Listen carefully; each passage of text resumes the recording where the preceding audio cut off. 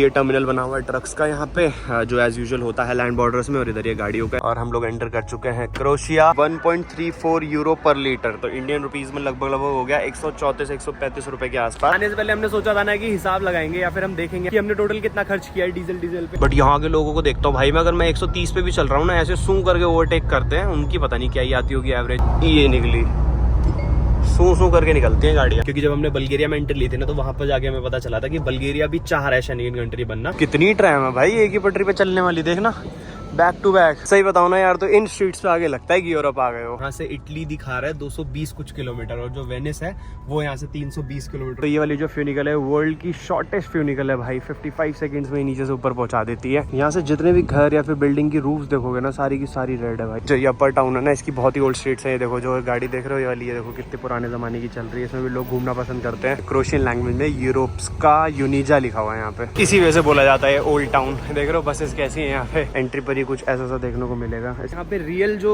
Broken relationships थी all over world से, वो लाके रखी गई है। लोगों ने खुद डोनेट की है। पोपट हो गया भाई, मैंने सोचा सस्ती मिल जाएगी, इसमें तो काट ही लिया। देखना ये एवरेज दिखा रहा है 10.3, और ये फर्स्ट टाइम हो रहा होगा। टर्मिनल्स हैं बट फ्री कर दिए हैं। मतलब जनवरी में ये शेंगेन कंट्री बनी है ना, तो इससे पहले यहाँ पर फिर कस्टम ऑफिसर बैठे होते हैं। ये वाला है भाई स्लोवेनिया का, तो यहाँ भी इन कैबिन में इस टाइम पे कोई भी नहीं है। अब ये गाड़ी ऐसी चलती रहेगी भाई, ना कोई रोकेगा, ना कोई पूछेगा, ना इंश्योरेंस कोई पूछेगा, ना पासपोर्ट कोई मांगेगा। तो चल के इसको बैड न्यूज देता हूँ पहले कि अन्ना हाउस जैसी कोई चीज नहीं है यहाँ पे।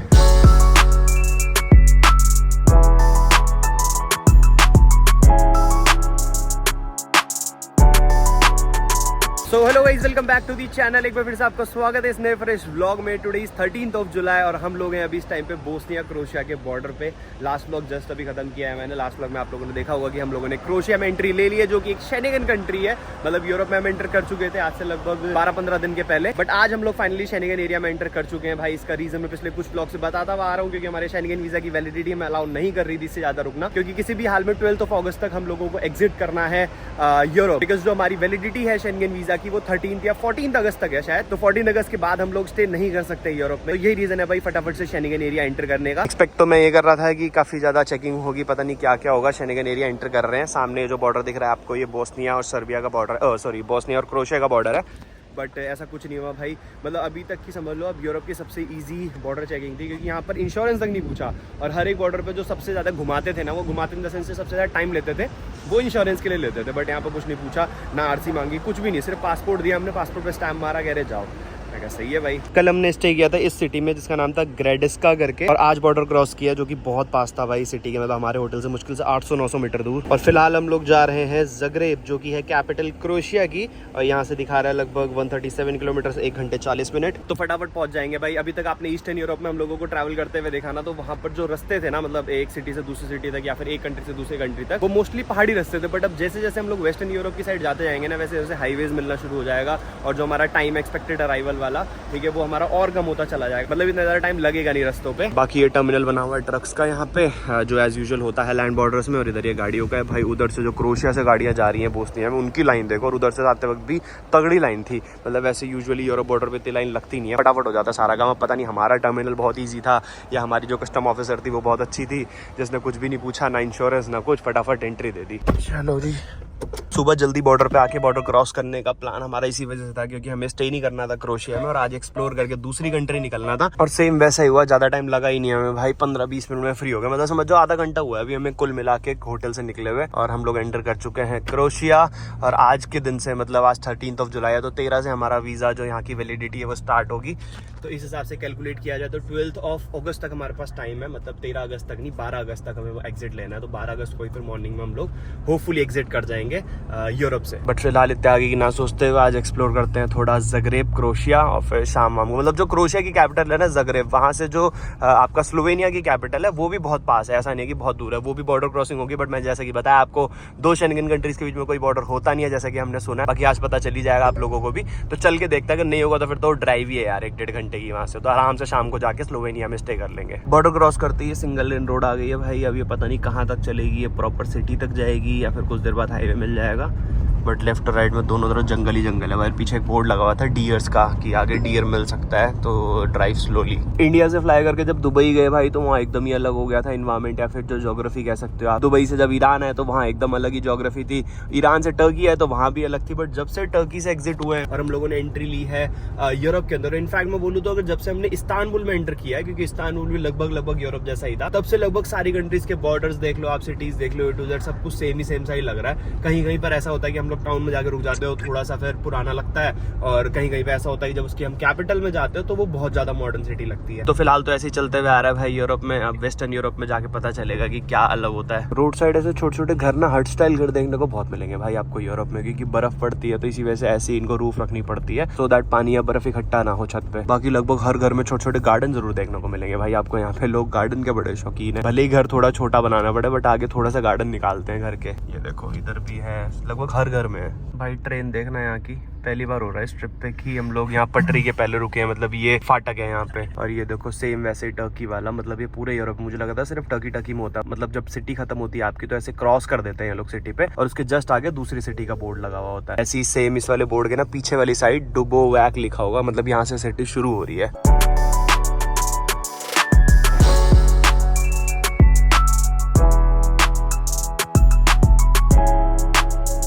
सुंदर गांव है भाई और बहुत बड़ा भी है, और इनका जो पार्किंग लॉट है ना वो थोड़ा अलग दिख रहा है मेरे को बाकी यूरोपियन कंट्रीज या सिटीज से जो अभी तक देखा गया है। क्योंकि ज़्यादातर मैंने बताया था ना आपको, यहाँ पर लोग गाड़ियाँ रखना पसंद करते हैं, बट यहाँ पे साइकिल ATV भी देखी मैंने एक दो जगह, और रोड पे भी ज़्यादा गाड़ियाँ अभी तक दिख नहीं रही। जब से हमने इस टाउन में एंट्री ली है साइकिल जरूर दिख गई भाई 2-3, और साइकिल वो भी प्रॉपर इंडिया स्टाइल वाली, जो देसी साइकिल होती है ना अपनी गाँव वाली वैसी। मैं तो सोच रहा हूँ भाई यहाँ जब स्नोफॉल होती होगी तब सोचोगे ऐसा लगता होगा, सिर्फ ये रोड के बीच में ना जो गाड़ी चलने की जगह यही खाली रहता होगा सिर्फ, क्योंकि वो भी बर्फ हटाई जाती है, बाकी हर जगह बर्फ ही बर्फ। मस्त ठंड पड़ती होगी यहाँ पे।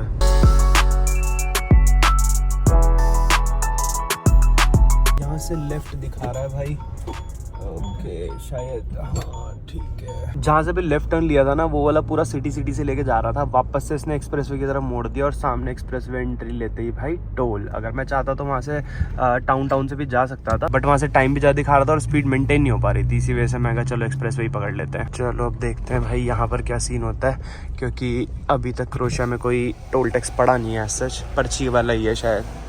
आगे लो, ये सही है, पर्ची निकलते खुल जाता है सामने फाटक।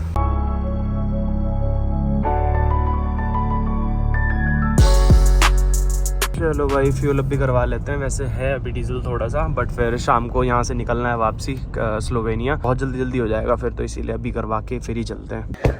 मस्त म्यूजिक चला रखा है यहाँ तो।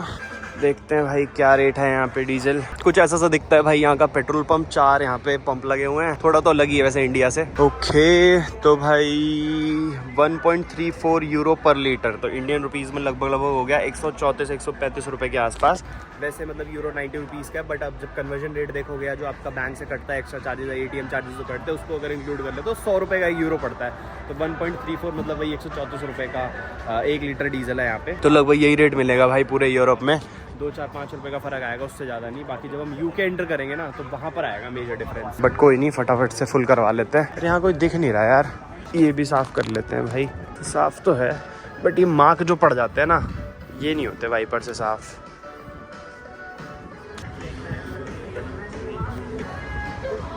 नॉर्मल डीजल नॉर्मल, थोड़ी आगे कर देते हैं भाई गाड़ी।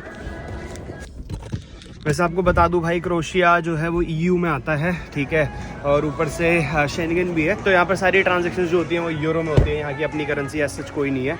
और अब लगभग जितनी भी कंट्रीज आएंगी ना यहाँ पर सब जगह यूरो ही एक्सेप्ट होगा। वैसे 60 लीटर्स का टैंक है भाई इसका, बट अभी इसमें लगभग 50-55 लीटर के आसपास आ जाना चाहिए, क्योंकि इसमें है भी थोड़ा फ्यूल पहले से। आने से पहले हमने सोचा था ना कि हिसाब लगाएंगे या फिर हम देखेंगे कि हमने टोटल कितना खर्च किया है डीजल पे, हमने कितना खर्च किया है होटल्स में, कितना खर्च किया खाने पे। तो इनिशियल जो 10 to 15 डेज थे ना उसमें तो मैं कैलकुलेशन रख रहा था भाई कितना डीजल डलवाया, इतना डीजल डलवाया, यहाँ होटल में किया है। उसके बाद तो सब इधर उधर ऐसा हुआ भाई कि आज तक पता ही नहीं है कितने का क्या डलवा दिया, बट हमें कंट्री टू कंट्री एवरेज पता है कि इस कंट्री में इतने रुपए लीटर डीजल था, इस कंट्री में इतने रुपए था, और साथ ही साथ हमें होटल का भी आइडिया पता है, क्योंकि हमने लगभग सारे होटल 4-5 हज़ार के आसपास लिए, बल्कि कम ही लिए हैं। तो मैक्सिमम एक रेंज पता है हम लोगों को, इससे इसके बीच में हम लोगों ने खर्च किया है, चाहे वो होटल हो, चाहे फिर वो खाना पीना हो, या फिर हमारा क्या कहते हैं डीजल हो। वो at the end of the trip आपको पता चली जाएगा भाई क्या है क्या नहीं। बाकी हो गया है, पेमेंट कर देते हैं यहाँ पे, कार्ड से ही कर देते हैं। तो वही भाई 48 लीटर्स के आसपास आया, ऊपर तक करवाया था क्या? हाँ, तो वही मैं बता रहा था ना, 50 के आसपास आएगा। 64.32 यूरो, मतलब वही लगभग 3450 रुपये, 6432 रुपीज़। वैसे कार्ड लेके अंदर जाना पड़ता है, बट वो बंदा अपने आप ही अंदर भाग गया, मुझे लग रहा है कार्ड मशीन लेके तो नहीं आएगा। चलो चलते हैं यार, अंदर ही पे कर देंगे। चलो भाई, पे कर दिया है 6452 रुपीज़। मैं तो सोच रहा हूँ भाई, यहाँ पर ये सीन है, जब हम यूके एंटर कर जाएंगे वहाँ पर क्या होगी हालत। वहाँ पर 180-190 रुपये लीटर है, तो इंडियन रुपीज़ में लगभग हर बार हमारा बिल आएगा 9-10 हज़ार रुपये का टंकी फुल कराने का। चलो जी,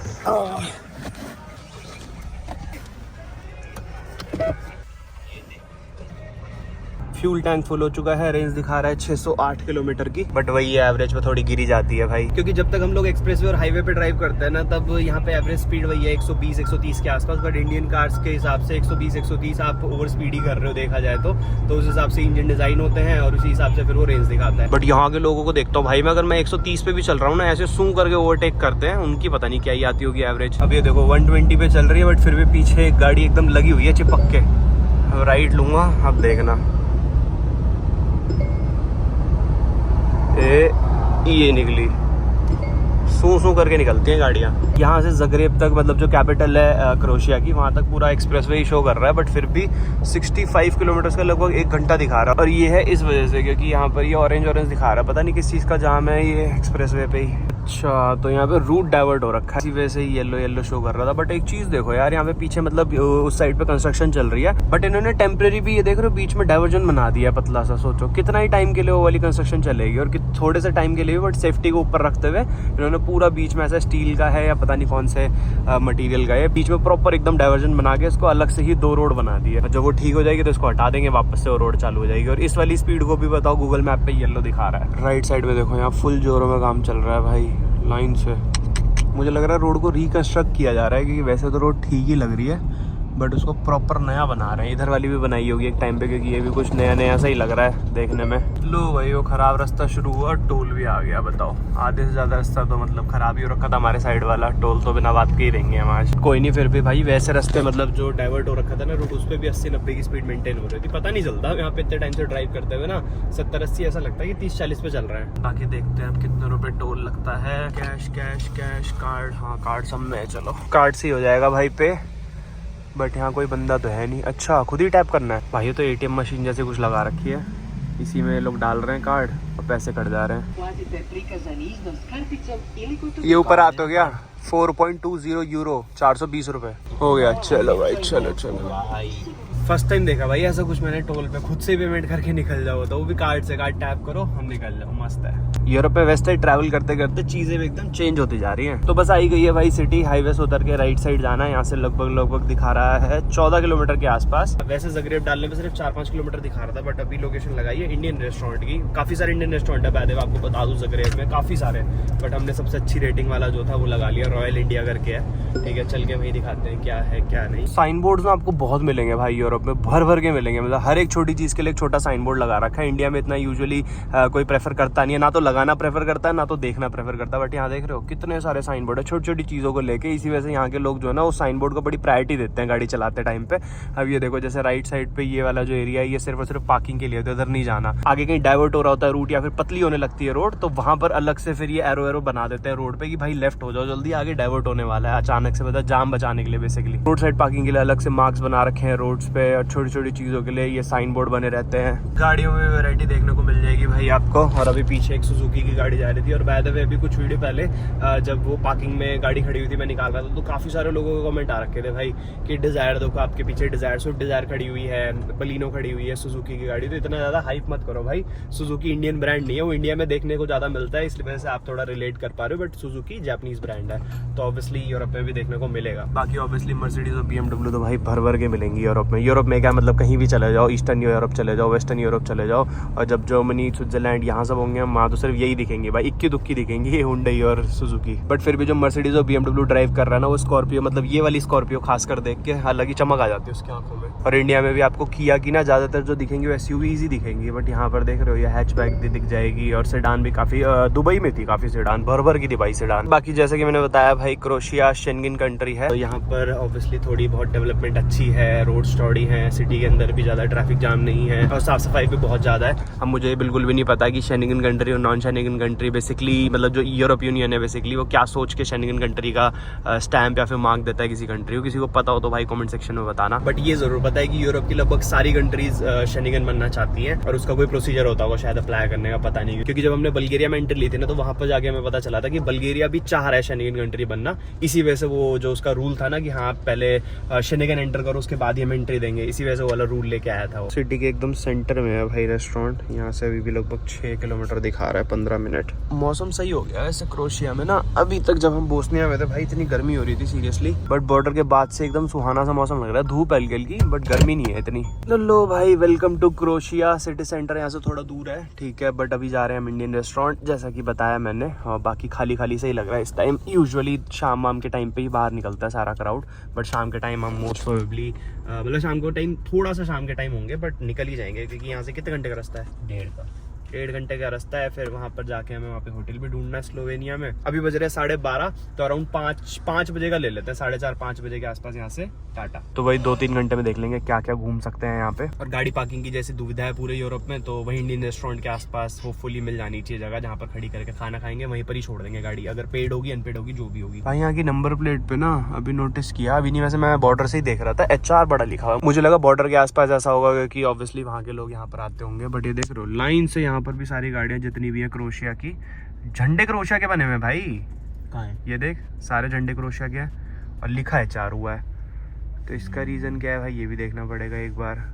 यहाँ के उस रीजन में आता हो हर जगह मूवी वाले में।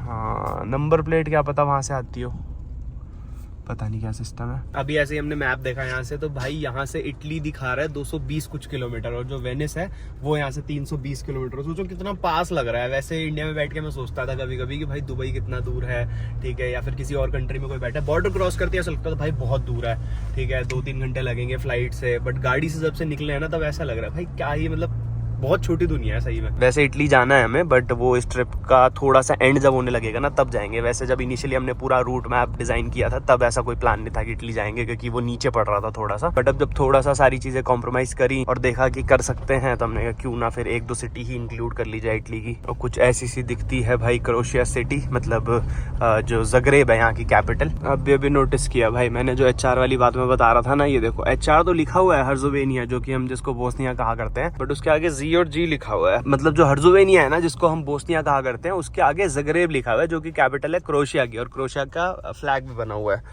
तो शायद यहाँ की नंबर प्लेट जो वहाँ से आती होगी, या फिर गाड़ियाँ तो नहीं, वैसे गाड़ियों के शोरूम तो होंगी ऑब्वियसली यार इतनी बड़ी कंट्री है, बट नंबर प्लेट का होगा कुछ सीन, या फिर हर्ज़ोवेनिया जो रीजन या फिर पड़ता होगा कुछ, पता नहीं यार, किसी को पता हो तो बताना। रेस्टोरेंट की लोकेशन तो यार यही दिखा रहा है, बट ये डाउनटाउन नहीं लग रहा मेरे को देखने में, बट अंदर की साइड है इंडियन रेस्टोरेंट। बट पार्किंग कहाँ करें यार, ये तो खाली पड़ी हुई गाड़ियाँ जो लगा रखा है इन्होंने। अबे यार ये दिक्कत है भाई, समस्या। वहाँ तो पार्किंग स्पेस मिला नहीं भाई, तो नियरेस्ट पार्किंग दिखा रहा है 1 किलोमीटर दूर, वहीं पर ही खड़ी करते हैं। क्योंकि अभी बात आधे 1 घंटे की नहीं है, शाम तक के लिए खड़ी करनी है, क्योंकि घूमने भी निकलेंगे लगे हाथ, और 2 बार 2 जगह अलग अलग पार्किंग करना वर्थ इट नहीं है। तो एक बार में गाड़ी लगाते हैं, चल के खाना खाएंगे, फिर उसका सीधा निकल जाएंगे एक्सप्लोर करने। ये रही भाई पार्किंग, वहाँ से लगभग 1-1.25 किलोमीटर थी, घूम फिर के फिर वापस यहीं पर ही आके गाड़ी कलेक्ट कर लेंगे। कार्ड वाले सिस्टम है शायद यहाँ पे भी। कितने घंटे के लिए पार्किंग चाहिए? ऑटोमेटिक है क्या? पर्ची ले लेनी है, ऐसे दबा के निकल जा भाई। वही कार्ड वाला सिस्टम है भाई, देखते हैं अब ये पर डे के हिसाब से लेगा या फिर आवर्स के हिसाब से। कैमरा बैग मैंने यहीं छोड़ दिया क्योंकि उसको कैरी नहीं कर सकते हाथ में। बाकी ये वाले बैग में तो ऐसा कुछ है नहीं, पीछे लगे सारा लेके ढो नहीं सकते। पिट्ठू बैग और ये स्लिंग बैग लेके चलते हैं साथ में। पूरा घूम के नहीं जाना भाई इंडियन रेस्टोरेंट, बीच बीच में से चले जाएंगे। यहाँ से सिर्फ और सिर्फ 600 मीटर दिखा रहा है, क्योंकि ये शॉर्टकट है, पैदल चलने के लिए है, गाड़ी ले जाने के लिए नहीं है। इसी वजह से हम पूरा घूम के आए थे। काफ़ी लोगों के कमेंट भी आए थे मेरे को भाई कि आप इंडियन रेस्टोरेंट क्यों करते रहते हो, हमेशा वहाँ गए हो वहाँ का खाना खाओ। बट यार वो 1 दिन होता है, 2 दिन होता है, 1 हफ्ता होता है, 2 हफ्ते होते हैं, 1 महीना हो जाता है ठीक है। वो इनिशियली थोड़ा अच्छा लगता है, और एज एन वेजिटेरियन जल्दी कोई ऑप्शन मिलता नहीं है बाहर, और कब तक फास्ट फूड पे बंदा जिंदा रह लेगा। तो इसी वजह से भाई बेस्ट लगता है मेरे को इंडियन रेस्टोरेंट, जाके वहाँ खा लो, एटलीस्ट पेट भरा रहेगा, तभी तो घूम पाओगे, एक्सप्लोर कर पाओगे। वही सिटी स्क्वायर में जैसा यूजुअली होता है, छोटे छोटे कैफेज बने हुए हैं, शॉप्स हैं, बाकी ब्रांड के आउटलेट्स हैं, बट कैफेज बहुत है भाई, कैफे कल्चर भरपूर है। यूरोप में, जैसा कि मैंने बताया। और अभी भी लगभग 150 मीटर दिखा रहा है यहाँ से इंडियन रेस्टोरेंट। मुझे लग रहा है कैफ़े टाइप रेस्टोरेंट तो नहीं है कहीं ये वाला। ये रहा भाई इंडियन रेस्टोरेंट, ओपन में ही। मैं कह ही रहा था कैफ़े कल्चर जैसा ही होगा। अंदर बैठेंगे बट गर्मी बहुत है क्योंकि बाहर। तो ये इनका है भाई मेन्यू। तो ये है भाई इनका वेजिटेरियन मेन्यू। कढ़ाई पनीर, मलाई कोफ्ता, पनीर टिक्का मसाला, सारी पनीर डिशेज़ ही हैं ज़्यादातर। बाकी आलू गोभी, दाल मखनी। लगभग 11-12 यूरो के आसपास है सारी चीज़ें। 1100-1200 रुपये। महंगा ही ऑब्वियसली थोड़ा सा, इसी वजह से शायद इसकी रेटिंग भी ज़्यादा अच्छी थी। तो टेस्ट भी उसी हिसाब का होता है। पानी मंगाया था भाई हमने, तो इन्होंने पूछा स्टिल वाटर। हमने कहा हाँ, तो इन्होंने बॉटल से ला के रख दी। और ये कह रही है कि ये नेचुरल वाटर है, स्टिल वाटर। और यहाँ पर ये देखो भाई पानी को पीते हैं लेमन के साथ। मैंने इनसे ये पूछा, मैंने कहा नॉर्मल है यहाँ पे? कह रही हाँ नॉर्मल, यहाँ पे नींबू के साथ पीते हैं पानी। मैं सोचा था किस चीज़ का फोटोशूट चल रहा है यहाँ पे। यहाँ देखो बढ़िया डिशेस सजा के रखी हुई हैं, मस्त यहाँ पे फोटोशूट कर रहे हैं इसका। फिर ये अपनी वेबसाइट है जहाँ पे भी अपलोड करनी होगी वहाँ करेंगे। लो भाई आ गया अपना खाना। हाँ ये मंगाई है पनीर एज यूजुअल। चलो भाई लंच वगैरह हो गया, अब थोड़ा एक्सप्लोर कर लेते हैं। यहाँ पर 2-3 टूरिस्ट अट्रैक्शंस देखी हैं मैंने। एक तो यहाँ का अपर टाउन है, वो बहुत फेमस है, बट वहाँ पर केबल कार से जाते हैं शायद, तो वो देखेंगे थोड़ा शाम वाम को। अभी सिटी स्क्वायर चलते हैं, सोवेनियर भी ले लेंगे और यहाँ का जो मेन स्क्वायर है वो भी देख लेंगे। अभी जिस स्ट्रीट पर हम लोग हैं ना, जहाँ पर बेसिकली हम लंच करने आए हैं, ये स्ट्रीट भी बहुत फेमस है भाई। ये स्ट्रीट का नाम भी था यहाँ के टूरिस्ट अट्रैक्शंस में। यहाँ पर लोग वॉक करने आते हैं, ऊपर भी नीचे भी हर जगह भाई कैफ़े ही कैफ़े हैं, भरे पड़े हैं कैफ़े, बेकरीज, कैफ़े और छोटे छोटे लाउंज बने हुए हैं। और सामने देखो वो रही ट्रैम, अलग ही ट्रैम है भाई यहाँ की। वैसे हर कंट्री में ट्रैम है बट सारी अलग अलग दिखती हैं और इसका नहीं पता क्या है, कहाँ जाती है, क्या रूट है। बट हम लोगों को जो घूमना है वो सब कुछ आसपास ही है, 250-300 मीटर। क्या ही जाना फालतू में ट्रैम में। बाकी जहाँ की फेमस है ट्रैम बहुत ज़्यादा, जो कि स्विट्जरलैंड है, वहाँ तो भाई जाएंगे ही जाएंगे, चाहे कोई डेस्टिनेशन ना हो, बट एक बार उस पर घूम के आना है। तो ये है भाई यहाँ का सिटी स्क्वायर। नॉर्मल जैसे होता है सिटी स्क्वायर, बहुत बड़ा एक खाली सा एरिया होता है, फ्लैग्स लगे होते हैं। फ्लैग कहाँ गया? हाँ ये रहा फ्लैग, ये रहा, ठीक है। और एक स्टैचू है। लोग यहाँ पर शाम वाम को आके बैठना पसंद करते हैं। वैसे दोपहर के अभी 2:30-3 बज रहे हैं भाई, बट इतना बढ़िया मौसम हो रखा है, हल्की हल्की हवा चल रही है, धूप बिल्कुल भी नहीं है। कितनी ट्रैम है भाई एक ही पटरी पे चलने वाली, देखना बैक टू बैक। ये लो मार दी ब्रेक। अभी 2 निकली हैं, मुश्किल से मुश्किल 2 मिनट भी नहीं हुए होंगे। वैसे यूजुअली ये जो पटरियाँ हैं ना ट्रैम्स की, इनके ऊपर कोई गाड़ी नहीं चलती है, बट आप ये देखोगे ये देखो पटरी के ऊपर गाड़ी चल रही है। और ये इस वजह से भाई क्योंकि कोई ऐसा कोई रूल नहीं है, बट फिर भी लोग दूर ही रहते हैं ट्रैम से, क्योंकि ऑब्वियसली ये ऑटोमेटिक नहीं है, इसके अंदर ड्राइवर बैठा हुआ है, तो वो नॉर्मल गाड़ी की तरह ही चलाएगा ब्रेक मार मार के। तो नॉर्मल जो रूल गाड़ियों के लिए होते हैं, सेम वही रूल ट्रैम्स के लिए भी होते हैं। रेड लाइट पे इनको रुकना पड़ता है, जब कोई रोड क्रॉस करता है तो इनको रुकना पड़ता है। बाकी स्टेशन पे तो रुकती है। यूरोप में मैंने एक चीज़ नोटिस करी है भाई, जो सेंटर होता है ना, इसके बोर्ड लगे रहते हैं, जो आपका डायरेक्शन वाला बोर्ड होता है ना पूरी सिटी में। तो बेसिकली ये पूरी सिटी का एक सेंटर है, ये कह सकते हो आप। और यहाँ पे जो डायरेक्शन देखोगे ना आप, हर जगह की डायरेक्शन बता रखी है यहीं से, कि सेंटर से आपको कहाँ जाना है तो यहाँ जाओ, यहाँ जाना तो वहाँ जाओ।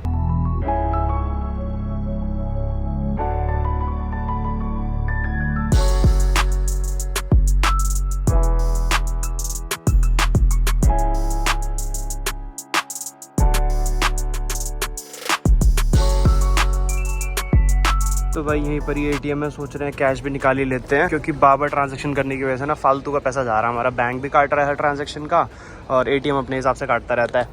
तो इसी वजह से हम निकाल ले रहे हैं 50-60 हज़ार रुपये भी, क्योंकि पूरे यूरोप में काफ़ी पैसे लगने हैं, ठीक है। और यूरोप में हर जगह यूरो एक्सचेंज करा लेंगे तो भी कहीं ना कहीं हमारा पैसा बच ही जाएगा। बड़ी ट्रांजैक्शन पता नहीं क्यों नहीं हो रही है इस एटीएम में। मैंने वैसे 1 लाख कर रखे हैं इंटरनेशनल लिमिट, बट उसके बावजूद भी 600 रुपये तो दिखा रहे हैं कि एटीएम ने ही काटे हैं। 100 रुपये मेरे इसने काटे होंगे बैंक ने, जो फेडरल बैंक है। टोटल देखता हूँ कितने कटे हैं, 19,540 रुपये और 640। ना 600 जुड़ के आए होंगे वो अलग से। अच्छा तो हाँ ठीक है, लाओ फिर। नहीं 100 कह रहा हूँ मैं, 100 रुपये जो ठीक है। हाँ फिर तो ठीक है, सही बात है, क्योंकि वैसे यूरो जो हम 100 का हिसाब लगा रहे हैं ना, वो सारी चीज़ें मिला के बता रहे थे हम। वैसे 90 का है यूरो। चलो सिटी स्क्वायर देख लिया, ज़्यादा कुछ करने को तो होता नहीं है वहाँ पे, बस एक बार विजिट करना होता है। अब चलते हैं अपर टाउन में, जो मैं बता रहा था वहीं पर ही 1-2 और टूरिस्ट अट्रैक्शंस हैं। एक तो वैसे अपर टाउन अपने आप में एक टूरिस्ट अट्रैक्शन है, ठीक है, वहाँ चल के वो दिखाते हैं। और वहाँ पर एक कैथीड्रल है, वो भी दिखाना है, और एक म्यूजियम है, वो भी देखेंगे। वो कैथीड्रल ऊपर अपर टाउन में नहीं है, यहीं पर ही है 200 मीटर दूर। पहले वहीं चलते हैं, फिर उसके बाद ही चलेंगे, क्योंकि ऊपर वाला पूरा घूम के फिर जो अपर टाउन है यहाँ बेसिकली वो अपने आप में एक टूरिस्ट अट्रैक्शन है, तो वो पूरा एक्सप्लोर करके फिर वापस एक बार में नीचे आएंगे। फिर कहीं घूमना नहीं, सीधा गाड़ी बैठेंगे। और रास्ते में छोटे छोटे स्टॉल्स लगे हुए भाई शॉपिंग वगैरह करने के लिए। सोवेनियर्स वगैरह तो ऐसे जिन पे नहीं मिलेंगे। 2.70 यूरो भाई, भर भर के यहाँ तो सोवेनियर तो अच्छे बट थोड़े महंगे हैं भाई। वैसे अभी तक 2-3 कंट्रीज में ना हर जगह 150-200 रुपये का ही था। चलो ये ठीक लग रहा है मुझे वैसे, बट देखते हैं बाहर और कुछ पसंद आता है तो। वो भी ठीक था भाई, बट ये मुझे ज़्यादा अच्छा लग रहा है, क्योंकि थोड़ा सा यूनिक लग रहा है ये, और क्रोशिया भी लिखा हुआ है इसके ऊपर, तो यही ले रहा हूँ मैं। है थोड़ा सा महंगा वैसे ये, उसके कंपैरिजन में ये ले लेते हैं। चलो ओए ओए ओए ओए ओए, नहीं नहीं नहीं, receipt 1, receipt 2. Okay okay, thank you. Enjoy your day. Okay चलो भाई, सोवेनियर तो ले लिए हैं, देख ही लिया आपने क्या लिया है। निकलते हैं अब कैथीड्रल की तरफ। यही है भाई कैथीड्रल जो भी मैं बात कर रहा था, चलेंगे बट ये अंडर कंस्ट्रक्शन है। हमने तो ऑनलाइन देखा था और अभी हम यहीं आए थे, ये गोल चक्कर था पूरा, और यहीं पर ही आके आपने देखा होगा थोड़ी देर पहले जब मैं पार्किंग ढूंढ रहा था मैं, तो ये तो पूरा अंडर कंस्ट्रक्शन है और सामने गेट बंद पड़ा हुआ है। चलो कोई नहीं, अब चलते हैं भाई फिर अपर टाउन में ही।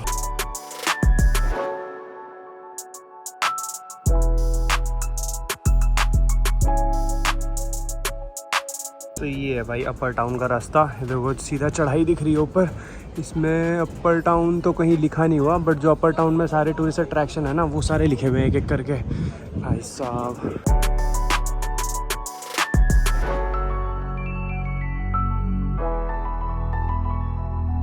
सीढ़ियाँ दिखा रहा है भाई अपर टाउन जाने तक की, बट केबल कार का ऑप्शन भी अवेलेबल है, तो केबल कार से चलते हैं, बट उसका दूसरा रास्ता है शायद। चलो देखते हैं।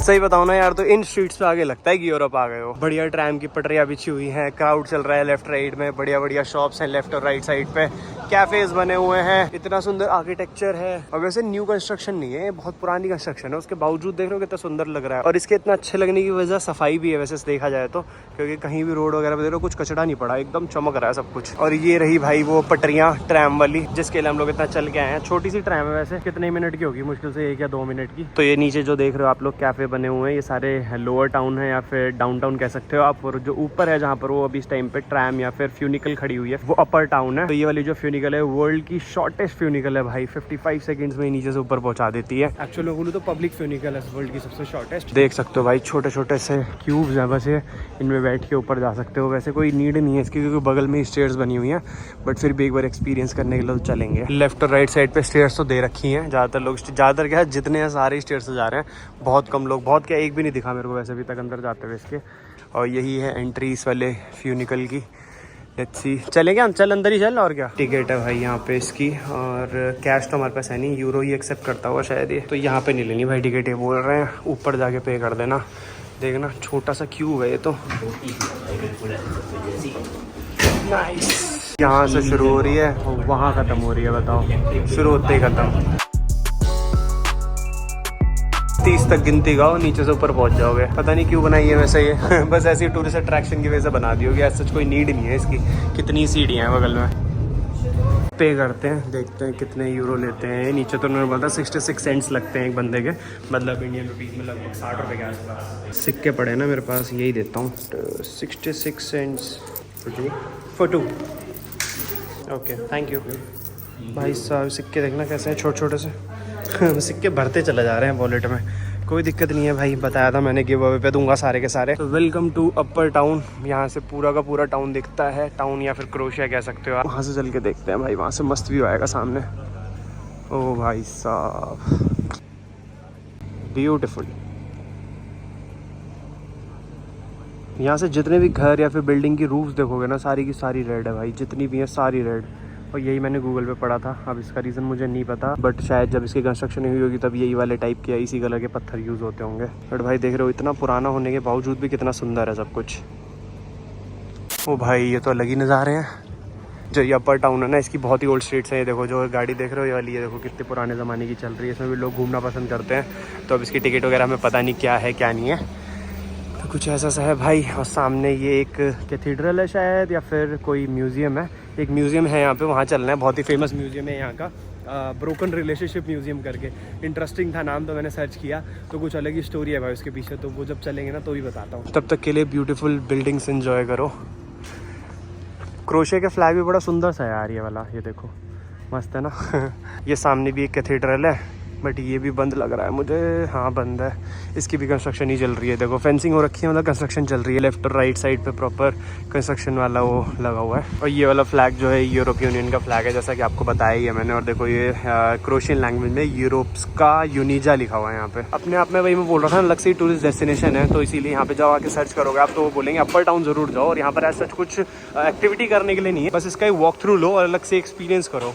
इस वाले एरिया को लेके जज मत करना क्योंकि यहाँ कंस्ट्रक्शन चल रही है अभी, बहुत सुंदर है। उस तरफ जाएंगे ना अभी तो दिखाता हूँ। और अभी हम जा रहे हैं भाई स्टोन गेट, ये लिखा हुआ है ना, इधर से रास्ता है। वैसे अंडर कंस्ट्रक्शन है पूरा का पूरा ये, जैसे कि मैंने बताया, बट साइड से रास्ता निकाल तो रखा है, बस अब स्टोन गेट खुला हो। यहाँ पे भी बढ़िया कैफेज बना रखे हैं छोटे छोटे, और ये अंदर एंट्री है स्टोन गेट की। तो ये है भाई एंट्री स्टोन गेट की। सामने जो गेट है ना, इसी को बोलते हैं लोग स्टोन गेट। और इसकी स्टोरी ये है कि one of the 4 main gates जो थे ना टाउन में जाने के, उनमें से एक है ये।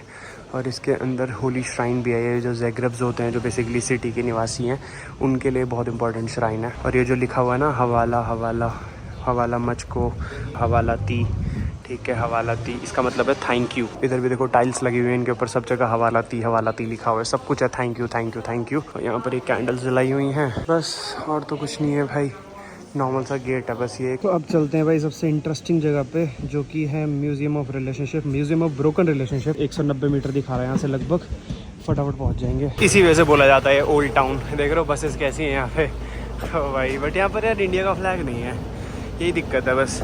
ये भी एक चर्च है, ये भी दिखाता है यहाँ के टूरिस्ट स्पॉट में, बट ये भी बंद पड़ा। आधे ज़्यादा चीज़ें बंद पड़ी है, पता नहीं क्यों, रेनोवेट हो रही है, अंडर कंस्ट्रक्शन है। बस आई गया भाई म्यूजियम ऑफ ब्रोकन रिलेशनशिप्स, यही दिखा रहा है 10 मीटर पे, यही वाला है लेफ्ट में, हाँ यही है। ओ भाई अच्छा खासा टूरिस्ट है यहाँ पे, तो एंट्री टिकट होगी पक्की बात। हाँ काउंटर बना हुआ है, लेट्स सी। और ये देखो एंट्री पर ही कुछ ऐसा सा देखने को मिलेगा, इससे समझ सकते हो आप ये पूरा म्यूजियम किसके बारे में है। Let's see. अच्छा कोई टिकट वगैरह नहीं है भाई यहाँ की, मुझे लगा टिकट है। वो काउंटर जो बना हुआ है शायद सोवेनियर्स के लिए है वो। 7 यूरो। अच्छा है भाई, तो लोग कैसे घूम रहे हैं बिना टिकट के? कैफे है 7 यूरो मतलब 700 रुपये। हाँ मतलब स्टोरी तो पता ही है हमें क्या है। तो डिसाइड किया है भाई हमने कि हम नहीं जा रहे हैं, क्योंकि 700 रुपये की टिकट है, वो वर्थ इट नहीं है। ठीक है, वैसे तो बहुत यूनिक स्टोरी है इस म्यूज़ियम की, और वो ये है भाई कि जो नाम है ना इसका, museum of broken relationship, same वैसे ही म्यूज़ियम है ये। और ये रियल मतलब इतना ज़्यादा लोगों को अट्रैक्ट इस वजह से करता है क्योंकि यहाँ कोई भी चीज़ जो रखी हुई है ना, वो इन म्यूज़ियम वालों की तरफ से या फिर यहाँ की गवर्नमेंट इन सब की तरफ से नहीं रखी गई। यहाँ पे रियल जो ब्रोकन रिलेशनशिप्स थी ऑल ओवर वर्ल्ड से, वो लाके रखी गई है। लोगों ने खुद डोनेट की है जब ये म्यूज़ियम बन रहा था। ठीक है, तो समझ जाओ मतलब रियल स्टोरीज जो थी और वो सारी की सारी वहाँ पे लिखी हुई हैं। मतलब सपोज किसी भी कंट्री में किसी का मन किया भाई, किसी का कोई ब्रेकअप हुआ होगा, कुछ हुआ होगा, तो उसका मन किया कोई भी गिफ्ट ला के रखना है, या तो उसको मिला होगा, कुछ भी होगा, तो वो लाके इन्होंने यहाँ पर रख दिया और फिर उसी को लोग देखने आते हैं। और बहुत पुराने टाइम की चीज़ें हैं यहाँ पे। बट चलो कोई नहीं, अपन निकलते हैं नीचे, अब जाना है भाई गाड़ी की तरफ। तो यहाँ से लगभग वही 400-500 मीटर होगी पार्किंग, वहाँ पे चल के गाड़ी उठाते हैं। 3:30 बज गए हैं, वही मतलब 6:30-7 बजे तक पहुँच जाएंगे। सही है, चलो एडिटिंग का टाइम मिल जाएगा। नीचे से ऊपर आओगे तो ऊपर पे करना है, ऊपर से नीचे जाओगे तो नीचे जाके पे करना है। चलाते नहीं है वैसे, 2-3 लोग आए होंगे ना तो नहीं चलाएंगे जब तक पूरी नहीं भर जाती है। जैसे 2 लोग ही बैठे थे। 10 मिनट में। अच्छा आगे की ये 2 लोग भी बैठे हुए थे, अभी हम 2 आ गए, अभी भी नहीं चलाई। हम देखते हैं 10 मिनट बाद चलाते नहीं चलाते। हाँ भाई 10 मिनट होते गेट बंद कर दिया इन्होंने तो। चलो नीचे चले, ज़्यादा देर की नहीं है वैसे, मुश्किल से 40-50 सेकंड में नीचे पहुंचा देती है। इतनी कंफ्यूजिंग है ना भाई ये वाली करेंसी, मतलब सेंट्स वाला हिसाब किताब जो भी है। ये वाली टिकट मिली है, इसको रख लेते हैं एज अ सोवेनियर। कल हमें लग रहा था कि हम यहीं पर ही आगे स्टे करेंगे, और अगर कल हमने यहाँ पर आगे स्टे किया होता तो आज हमारे 2 दिन कंप्लीट हो गए होते। तो यही रीज़न था कि कल बॉर्डर पर रुक गए और आज हमने सिर्फ 1 दिन यूटिलाइज करके क्रोएशिया घूम भी लिया। मतलब जो यहाँ की ये ज़ैग्रेब कैपिटल है, ये थोड़ा एक्सप्लोर भी कर लिया। और आज ही हम दूसरी कंट्री निकल जाएंगे, स्लोवेनिया। ज़्यादा टाइम भी नहीं लगना पहुँचने में, यहाँ से 1-1.5 घंटे का रास्ता है सिर्फ। बट आज भी फिर वही है कि वहाँ पर इंडियन रेस्टोरेंट मिले ना मिले, तो इसी वजह से पहले चल के इंडियन रेस्टोरेंट पे कुछ पैक करा लेते रात के लिए, क्योंकि कल यही हो गया था भाई, कुछ नहीं मिल रहा था। और जो इलेक्ट्रिक कुकर था ना हमारा, वो भी पता नहीं कहाँ चला गया। मुझे लग रहा है लास्ट टू लास्ट होटल में छूट गया। मैंने तो फिर कल केटल में चावल बनाया। सोचो मैगी बनाता था जब मैं हॉस्टल में था, वो भी जल जाती थी, और कल मैंने चावल बनाया केटल में। चावल बनाने का तो कोई जुगाड़ देख लेंगे, बट अभी चल के इंडियन रेस्टोरेंट कुछ पैक करा लेते हैं यार आज के लिए। एक कोक ले लेते हैं भाई, वैसे कहीं पीने में बहुत फटका पड़ जाता है। तो ये देख रहे हो हर एक स्टोर में आपको बियर मिलेगी यहाँ पे, हर एक स्टोर पर भाई साहब एकदम ऐसा लगता है कहीं घुस जाओ वाइन शॉप ही लगती है देखने में। पोपट हो गया भाई, मैंने सोचा सस्ती मिल जाएगी, इसमें तो काट ही लिया। देखना 2.40 €, 240 रुपये की कोल्ड ड्रिंक भाई, पता नहीं क्या है इसमें ऐसा। चलो भाई बिरयानी पैक करा ली है, क्योंकि चावल बनाने की झंझट है और केटल में दिक्कत होती है। मैं आज बिरयानी खा के सो जाएंगे। और अभी इतना बढ़िया मौसम हो गया था, मुश्किल से 5 मिनट पहले ऐसा लगा था आंधी आएगी, सब अंदर रख रहे थे, सारा सामान उठा के वापस से धूप निकल आई। ये भाई सामने पार्किंग, और ये यूसीबी का स्टोर देखना छोटू सा भाई साहब, ऐसा लग रहा है इंडिया की कोई छोटी सी दुकान हो। 4:30 बज रहे हैं भाई, लगभग 12:30-1 बजे खड़ी करी थी, तो वही 4 घंटे के आसपास हो गए। देखते हैं अभी ये पूरे दिन का चार्ज करते हैं। वैसे पूरे दिन का ही होगा जहाँ तक मुझे लगता है, क्योंकि सोफिया में भी हमारी गाड़ी जो खड़ी थी ना, वो 2.5 दिन के लिए खड़ी थी, बट उन्होंने 3 दिन के पैसे लिए थे। कोई नहीं, चलो अलग से दिखती है भाई क्योंकि एक तो ऊंची इतनी है और सेडानी चलती है फॉरेन कंट्रीज में ज़्यादा, तो अलग से ही दिखती है। चलो भाई निकलते हैं एक दूसरी कंट्री की ओर। फिलहाल हम जा रहे हैं स्लोवेनिया। स्लोवेनिया की कैपिटल है मारीबोर। यहाँ से लगभग 115 किलोमीटर दिखा रहा है, 1 घंटे 45 मिनट का रास्ता। और आज फर्स्ट टाइम हम लोग शेनिगन टू शेनिगन क्रॉस करने वाले हैं। और जैसा कि सुनी सुनाई बातों में आया है भाई कि शेनिगन टू शेनिगन कोई बॉर्डर होता ही नहीं, एग्जिस्ट ही नहीं करता। बस एक लाइन आपको गूगल मैप पे दिखेगी, वहाँ पे एक बगल में बोर्ड लगा रह सकता है ज़्यादा से ज़्यादा, उसके अलावा कुछ नहीं मिलेगा। और एनर्जी थोड़ी डाउन लग रही है, वो इसी वजह से भाई सुबह जल्दी उठ के बॉर्डर क्रॉस किया, फिर इतनी दूर आए, फिर इतना पैदल चल के एक्सप्लोर किया इतने भारी बैग के साथ, तो एनर्जी डाउन होनी बनती है। और मारीबोर कैपिटल नहीं है भाई, सॉरी गलती से बता दिया मैंने। ये जो है ना लुजुबिलजाना, ये है कैपिटल, बट हमारे रास्ते में मारीबोर पड़ रहा है तो इसी वजह से मारीबोर रुकेंगे। तो भाई बॉर्डर क्रॉस करने के बाद मैं बताना भूल गया था, क्रोएशिया हमारी 12th कंट्री है इस सीरीज की, नमस्ते लंदन सीरीज की। अगर आप बाय रोड स्कॉर्पियो से देखोगे तो 11th कंट्री है, ठीक है। और आज ही हम लोग अपनी 12th कंट्री में एंटर कर जाएंगे बाय रोड, मतलब वैसे 13th कंट्री इस ट्रिप की, जो की है स्लोवेनिया, ठीक है। और बॉर्डर ऐसा होता नहीं है, मैं बार बार बताया जा रहा हूँ आपको, कहीं जाके बॉर्डर ही निकल जाए। लेट्स सी, आपके लिए भी नया होगा और हमारे लिए भी फर्स्ट टाइम एक्सपीरियंस ही है। पहले यहाँ से निकलते हैं, चलो देखते हैं कितने रुपए लगते हैं यहाँ पार्किंग के। हाँ ऑटो पे ही है शायद, यहाँ पे भी पर्ची डालो और पे कर दो। तो भाई ये वाला तो हमारा एक्सेप्ट कर ही नहीं रहा पर्चा। पीछे ज्ञान बोले वो वापस से चेक करने, वो पीछे एक मशीन लगी हुई। अच्छा मुझे लग रहा है शायद कैश डालना है इस वाले जो ये बूथ बना हुआ है ना, इस वाले पे। और हम लोग ट्राई कर रहे थे अभी तक वो पीछे वाले बूथ पे, अनमोल गया तो हुआ है, लेट्स सी। मुझे लग ही रहा था, वहाँ पर आते वक्त सोच रहा था, मुझे पता नहीं क्यों लग रहा था 10 यूरो पड़ेगा। 3 घंटे के, वो भी वो 1 दिन का होगा शायद, नहीं 3 घंटे दिखा रहा है। ये वो मतलब था, ये आपको एक तरीके से उन्होंने बिल दे दिया फाड़ के, ठीक है। उसको पे करो, ये रिसीट निकालो, वहाँ से ऑटोमेटिकली वो सेंस कर लेगा और फिर गेट खोल देगा। Okay then, good bye Croatia, until next time. अगली बार आएंगे तो अच्छे से घूमेंगे। क्रोएशिया वैसे बहुत छोटी कंट्री है, मतलब इतनी भी छोटी नहीं है, वैसे बहुत बड़ा टूरिस्ट डेस्टिनेशन है, खासकर यूरोपियंस के लिए। और इंडियंस या फिर एशियंस भी बहुत आना पसंद करते हैं यहाँ पे, क्योंकि यहाँ का आर्किटेक्चर बहुत ज़्यादा फेमस है भाई। बट एज़ यूजुअल हमारे पास टाइम नहीं है तो हम लोग ज़्यादा एक्सप्लोर नहीं कर पाए। बट फिर भी यहाँ की जो कैपिटल है ज़गरेब, को जितना कर पाए उतना तो घूम ही लिए, जितना भी यहाँ पे टूरिस्ट अट्रैक्शन थे लगभग घर पे गए, बट अभी सब कुछ ही बंद है लगभग। बट ठीक है चलो कोई नहीं। और अब जो अगली कंट्री हमारी स्लोवेनिया, उसकी भी कैपिटल में नहीं जा रहे हैं, उस जगह हम जा रहे हैं, वहाँ पे भी नहीं पता हमें कि कुछ घूमने का होगा नहीं होगा। आज तो वैसे भी एक्सप्लोर करने की हिम्मत तो है नहीं भाई। आज होटल लेके एडिटिंग वगैरह करके काम निपटा के सो जाएंगे। कल मॉर्निंग में घूम के फिर दोपहर में निकलेंगे दूसरी कंट्री।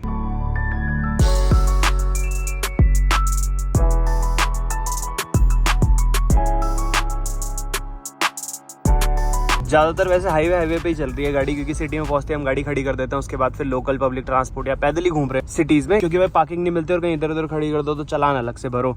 बट भाई एवरेज देखो, ये एवरेज दिखा रहा है 10.3 और ये फर्स्ट टाइम हो रहा होगा। क्यों? क्योंकि अभी काफ़ी देर से सिटी में चल रही है और धीरे धीरे कंसिस्टेंट स्पीड पे चल रही है। अभी जैसे एक्सप्रेस वे पे मुश्किल से 10-15 मिनट चला लूंगा ना, 9 तक आ जाएगी। यही है भाई देख लो। तो लगभग 1 किलोमीटर पर लीटर का फर्क आ जाता। तो इस हिसाब से अगर 60 लीटर का टैंक है तो हर बार जब हम फ्यूल भरवा रहे हैं तो लगभग 60 किलोमीटर हम लोग अपना लूज कर रहे हैं सिर्फ स्पीड मेंटेन करने के लिए, क्योंकि अगर स्पीड मेंटेन करके चलेंगे तो लगभग 60-70 किलोमीटर एक्स्ट्रा चलेगी गाड़ी।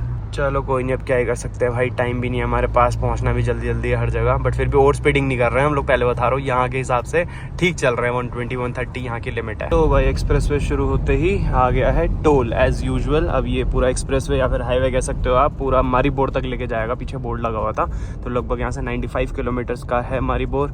95 किलोमीटर मतलब भाई 90 किलोमीटर का एक्सप्रेसवे होगा। अब यहाँ पर वही पर्ची निकालो और फिर जब हाईवे से एग्जिट लोगे वहाँ पर पे कर दो। भाई मौसम फिर से बढ़िया हो गया, इतना सुहाना देख रहे हो, लोग यहाँ रुक रुक के मस्त फोटोज ले रहे हैं। मुझे आ रही है भाई नींद, पता नहीं क्यों। सुबह जल्दी उठ गया था मैं और रात को जल्दी नींद आई भी नहीं थी, क्योंकि एसी नहीं चल रहा था। सुबह सो के 4-5 बजे सो के 7-8 बजे उठ गए, इसी वजह से मैं कहा भाई रिस्क ना लेते हुए आजा तू ही चला ले, मैं बगल वाली सीट पे बैठता हूँ। भाई क्या मौसम हो रहा है, हो एकदम ठंडा चिल्ड। सिटी से बाहर निकलते दोनों तरफ एकदम हरियाली है ना, इसी वजह से ठंडा हो रखा है। देखते हैं भाई कितना बिल बैठा। वैसे सिर्फ 50-55 किलोमीटर आए हैं हम इस एक्सप्रेसवे पे। कार्ड की फैसिलिटी अवेलेबल होती है हर जगह, तो कार्ड से ही पे कर देंगे। 6.7 यूरो 6.7 यूरो भाई, 700-600 रुपये का तो टोल भर रहे हैं हम, बताओ 50-50 किलोमीटर के। अब ये देखो भाई, ये रहा बॉर्डर, और बॉर्डर के पहले यूजुअली आपको रेड या फिर येलो लाइन देखने को मिल जाती है, बट अब सामने देखते हैं कुछ है कि नहीं है। अच्छा फ्री कर दिया है, टर्मिनल्स हैं बट फ्री कर दिए हैं। मतलब जनवरी में ये शेंगेन कंट्री बनी है ना, तो इससे पहले यहाँ पर फिर कस्टम ऑफिसर बैठे होते हैं और सारी चीज़ें होती है, बट अब पूरा खाली कर दिया है। वो वाला जो टर्मिनल था वो था आपका क्रोएशिया का, और ये वाला जो फ्री जोन होता है, जैसे अगर अलग अलग दोनों के टर्मिनल होते हैं, मतलब अलग अलग दोनों के कस्टम चेक होते हैं, तो आगे का देखो ये रहा बॉर्डर। अब ये क्रॉस करते ही ये देखो ये लगा है रिपब्लिक ऑफ, कुछ लिखा हुआ था रिपब्लिक ऑफ, ये वाला है भाई स्लोवेनिया का। तो यहाँ भी इन कैबिन में इस टाइम पे कोई भी नहीं है। फाइनली एंटर कर चुके हैं भाई स्लोवेनिया में, जो कि इस ट्रिप की हमारी कंट्री नंबर 13 है, बट बाय रोड देखी जाए तो कंट्री नंबर 12। और अब हमें शेंगेन टू नॉन शेंगेन या नॉन शेंगेन टू शेंगेन नहीं ट्रैवल करना है, सिर्फ शेंगेन टू शेंगेन जाना है। तो इसी वजह से सेम ऐसे ही बॉर्डर हर जगह मिलेंगे। और ये तो वैसे अभी मतलब नई शेंगेन कंट्री में इंक्लूड हुई है इसी साल, तो इस वजह से टर्मिनल्स दिख गए। बाकी जो आगे वाली कंट्रीज है ना बड़ी बड़ी, ये बहुत पहले से शेंगेन कंट्रीज है, तो इनके बीच में ऐसा कोई बॉर्डर नहीं आने वाला, मतलब ऐसे टर्मिनल्स दिखेंगे भी नहीं, सीधी सीधी रोड होगी और छोटा सा बोर्ड लगा होगा बस कि welcome to Germany, welcome to Switzerland ऐसे करके। बाकी जो भी एक्सपीरियंस होगा आपको बता दिया जाएगा। अब जो सारी फॉर्मेलिटीज बॉर्डर वाली है, जो भी चीजें होती है ना, वो सीधा आपको मिलेंगी जब हम फ्रांस से एग्जिट करेंगे। अब ये गाड़ी ऐसी चलती रहेगी भाई, ना कोई रोकेगा, ना कोई पूछेगा, ना इंश्योरेंस कोई पूछेगा, ना पासपोर्ट कोई मांगेगा। और फाइनली 1 महीने बाद, एग्जैक्ट 1 महीने नहीं 28 डेज बाद, आज को अगर हटा दे तो 28 दिन बाद हम लोग एग्जिट कर जाएंगे यूरोप और फिर एंटर करेंगे यूके में।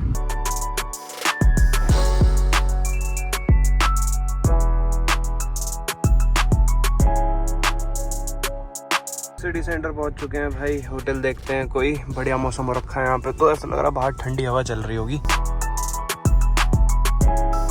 नज़ारे तो एकदम ही बदल गए भाई साहब। होटल्स तो बड़े महंगे हैं यहाँ पे, देख रहे हो 91, 90, 112, 97, ये सारे यूरो हैं। मतलब 9-9, 10-10 हज़ार रुपये के होटल हैं। अब बारिश शुरू हो गई है, तगड़ी वाली, तगड़ी तो नहीं बट ऊपर आसमान में बादल तो ऐसे ही हैं कि तगड़ी बारिश होगी। यहाँ पर से तो गाड़ी जाने की जगह दिखा नहीं रहा, बट इधर ही है अन्ना हाउस करके है जो ढूंढ रहे हैं हम लोकेशन। पैदल ही जाके देख के आता हूँ एक बार, बाद में देखेंगे पार्किंग वगैरह का क्या सीन है। हाँ ये वाला है जो लेफ्ट में दिख रहा है ना भाई साहब, बिजली गड़क रही है बड़ी तेज। हाँ ये रहा देखो अन्ना हाउस। अब इसकी एंट्री कहाँ से है वो देखना पड़ेगा बस। यहाँ तो भाई का रिस्पॉन्स ही नहीं आ रहा, बेल बजाई मैंने 3-4 बार, बट नंबर ले लिया मैंने। अब इनको व्हाट्सएप कॉल करके देखता हूँ। ठंड बढ़ रही है भाई यहाँ पे तो, ओले बारिश।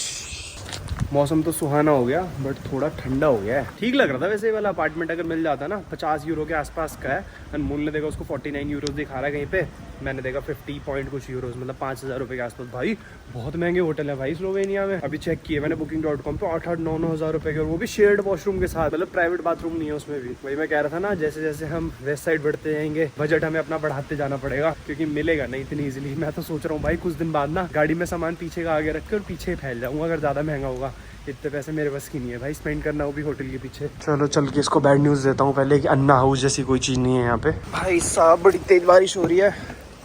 चलो भाई नहीं है कोई वहाँ पे। चलो भाई मिल गया है फाइनली हॉस्टल है या, बट उसके अंदर रूम ही लिया हम लोगों ने। ये वाला है एम हॉस्टल करके है, आमने सामने हॉस्टल, मतलब ये सारी हॉस्टल है। जब से हमने एंट्री ली ना, सोसाइटी सी है पूरी, ये लाइन से A-B-C-D-E-F-G M तक है। और ये जो B वाला नंबर है ना, इसके आगे लिखा हुआ था एम हॉस्टल। तो वहाँ पर कोई बैठा हुआ है, नॉर्वे का बंदा है, तो उससे पूछा मैंने, तो वो कह रहा है वैसे तो ये हॉस्टल्स हैं सारे जो स्टूडेंट्स रहते हैं, बट इनके जो रूम्स खाली रहते हैं ना, वो ये रेंट पे दे देते हैं। मतलब रात दोपहर के 2-3 बजे बाद, जब उनको पता है कि भाई आज तो कोई आने वाला नहीं है या आएगा भी तो फिर उसके लिए कल होगा, तो ये लोग मतलब कुछ भी कर रहे हैं। बट इन्होंने booking.com पे डाल रखा था और सही मिल गया यार। 40 यूरो में मिल गया, लगभग 4,000 रुपये के आसपास। और पार्किंग उसमें इंक्लूड है, तो मतलब उम्मीद से ज़्यादा सस्ता मिल गया। हमें लग रहा था आज मोटा फटका पड़ेगा। और ऊपर से पार्किंग इन्होंने बोला कि बगल में ही कर दो, फ्री है पार्किंग, कोई पैसे नहीं देने पार्किंग के। बट रूम बहुत छोटा है, वो चल के दिखाता रूम। बट हमने क्या करना है यार, सोना ही है। एटलीस्ट 2 अलग अलग बेड मिल गए हैं, क्योंकि एक बेड पे फिर हो नहीं पाता लैपटॉप वगैरह सब चीज़ों के साथ। तो ये वाला भी हॉस्टल ही है, बट हम लोगों का जो रूम है वो सामने वाले हॉस्टल में है। यहाँ सारे स्टूडेंट्स रहते हैं यहाँ के। कार्ड भी नहीं ले रहे भाई, ये लास्ट नोट पड़ा है मेरे पास 50 का, यही देना पड़ेगा। या here it is, okay thank you, this is the key right, okay. छोटा सा रूम है भाई, लेफ्ट साइड पे बहुत छोटा सा वॉशरूम है। मैं सोच रहा हूँ इसमें नहाएंगे कैसे इतने से में। राइट साइड में वार्डरोब दे रखी है, जिसका ऑब्वियसली हमको कोई भी फ़ायदा नहीं है। और आगे जाके लेफ्ट और राइट में छोटे छोटे 2 बेड हैं, और ये 2 छोटी छोटी टेबल। मतलब एक स्टूडेंट की लाइफ में जो हॉस्टल होता है ना, प्रॉपर हॉस्टल है भाई। ऐसा ही हॉस्टल था हमारा भी। वैसे मेरा हॉस्टल काफ़ी अच्छा हुआ करता था भाई फर्स्ट ईयर में, जब मैं देहरादून में पढ़ता था। बट ये वाले हॉस्टल थे ना, वो दूसरे बिल्डिंग में हुआ करता था, तो एकदम हॉस्टल की याद आ गई। और है भी है हॉस्टल ही यार, सारे स्टूडेंट्स ही हैं। और बाहर का नज़ारा कुछ ऐसा सा है, मस्त एकदम बढ़िया मौसम हो रखा है, ठंड हो रही है मस्त। और AC तो है नहीं यहाँ पे, बट वैसे भी हमें नीड नहीं पड़नी है। पड़ेगी भी तो खिड़की खोल दो, होए क्या ठंडा हो जाएगा पूरा कमरा। खुली हुई है वैसे आधी तो।